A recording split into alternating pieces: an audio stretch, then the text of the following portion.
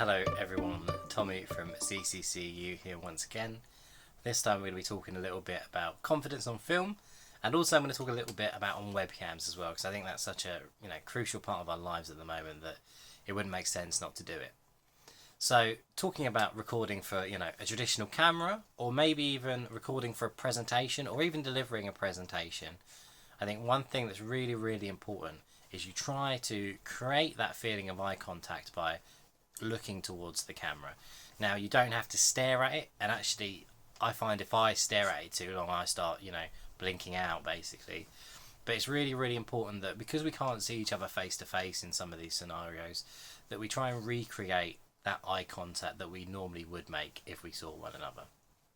Now, I do think there's some situations where actually looking at the camera is maybe not the best idea, and I think the most prime example of that is when you're having a one-to-one conversation with someone, over Teams or Zoom or something like that, or even a group chat.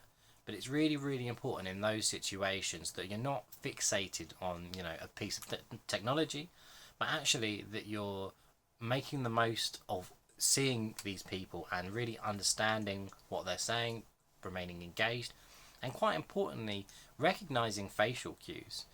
Something that's lost over text or over, a phone call is that ability to read those different kind of cues that come with seeing someone face to face. Now, because you've got the opportunity to see their face, don't get fixated on a camera, really try and stay engaged with what they're talking about. If you're thinking of recording a short film, or you might have an online meeting, or you have a virtual classroom to attend, you want to be making sure that there are minimal to no distractions that are going to make sure you are feeling confident throughout. So that might mean asking family members just to give you some space whilst you're recording, making sure they're not coming in and disturbing you. And that also might mean turning all notifications off. Now, my second tip is actually a little bit connected to both of those, especially, kind of when you're on a webcam, I found lately.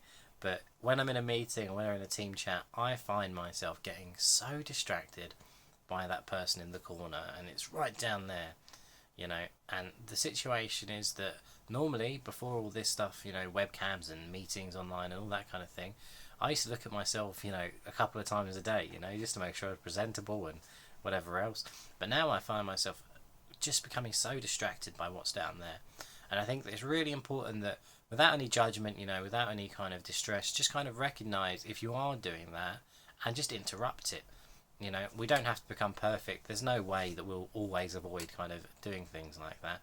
But it's really just important that we build up a behavioural habit of just cutting it right when we realise we're doing it, and just kind of returning to the moment and re-engaging with what you're there for, whether that's a class or someone talking to you. And that is also the same when you're recording on camera. Luckily, sometimes, when someone else is holding the camera, you can just kind of look down it. But sometimes when you're recording yourself, you are looking at the picture at the same time, and it's really important to as I said, feel free to look around the room to take something in, but try not to get too distracted by the details on the camera. Just looking at yourself, looking at the framing, do all that beforehand, and then really make sure that you're engaged with your audience. You want to make sure that you're turning your notifications off on all of your devices. So if I was recording a short film, or if I was in a meeting, I would go to my iPad and I would put that on mute.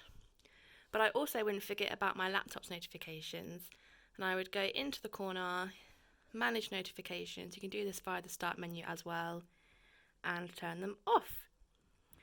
You might also want to think about going into any individual apps such as Teams or anything else that gives you notifications, and just putting yourself on Do Not Disturb, just to make sure that no pop-ups are coming up during your recordings, and so it doesn't distract you at all. I found that actually looking into a camera, talking into a camera, is very similar to me to talking to an audience.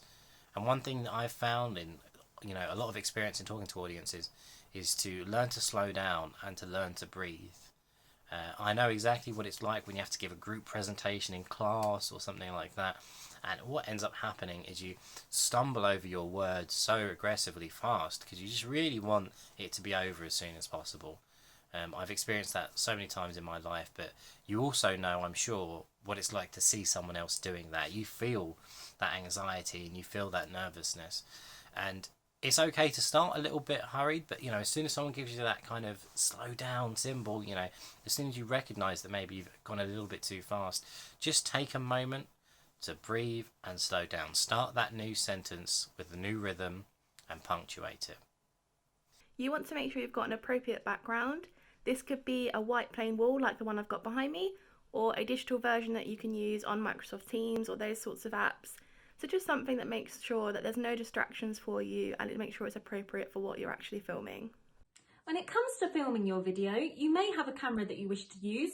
However, if not, then using your phone works just as well. Just make sure that you're filming landscape. This will make it a lot easier for you when you're editing your video afterwards in Premiere Pro or using another editing software. When you're recording any kind of videos or you're in an online meeting, anything that uses the internet, you want to make sure that you have a stable internet connection. If it does look like you're losing some bars, then have a look at your router. Check the lights that are usually along the bottom, so here are mine. If I had an orange blinking light or something didn't look quite right, I would probably reset the router using a button on the back, or you can use an Ethernet cable just to try and make that connection a little bit more stable for when you're recording.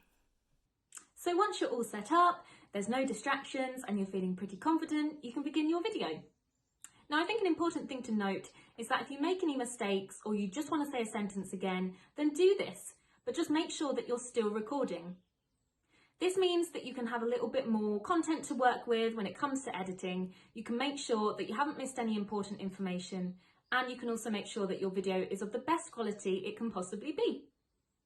So depending on what it is you're actually filming, or if it is just an online classroom or meeting, you want to make sure that you are feeling confident in your clothing choices as well.